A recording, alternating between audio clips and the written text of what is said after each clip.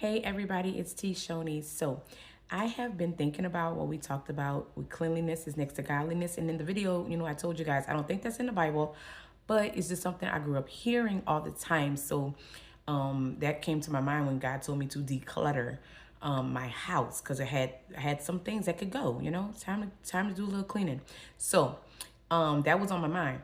And then, I like to kind of know where things go. So I will start down a rabbit hole in a minute. So um, I looked it up, and from what I found on Google, it was saying it was a part of a sermon by somebody named John Wesley in 1791. Okay, he mentioned it when he was referring to being holy and being clean, to, part of God's kingdom. So, but when you think about it, when I'm reading Leviticus, how they talked about being clean all the time, like the priests had to be washed with water before they could put on the holy garments that they had to wear to go and minister, right? When they had to go in front of God and bring offerings and things like that, they had to be clean to do that. Their clothes had to be clean. They couldn't touch a dead body. That would have been unclean. And anybody who did touch a dead body, then they had to go and wash themselves and stay away from the camp, from the city till night, right? Till the evening. And you had to do a lot of things. And even when you get baptized, you're washing away your sins, right?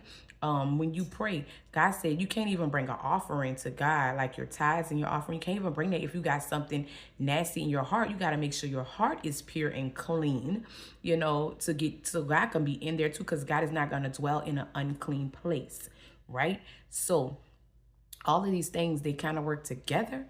And so you still have to be clean in some aspect to be close to God. Cleanliness is next to godliness. So remain clean spiritually and God will be close to you. Okay, so it's not in the word, but it's in the word at the same time, because they teach us a lot about being clean. You can't eat this unclean animal in the Old Testament and stuff like that. So it was so many things. You had to remain clean to be present with God, to be in the tabernacle. You had to be clean. You had to wash your body physically, wash with water to do certain things for God. So yes, cleanliness is next to godliness. No, it's not printed in the Bible, but it is very, very much required in the spiritual walk. You cannot be doing dirty, earthly, worldly things and think you're going to be close to God. It does not work like that. So no, it's not in the word, but it is relevant to the word, to God. All right. See y'all later. Bye.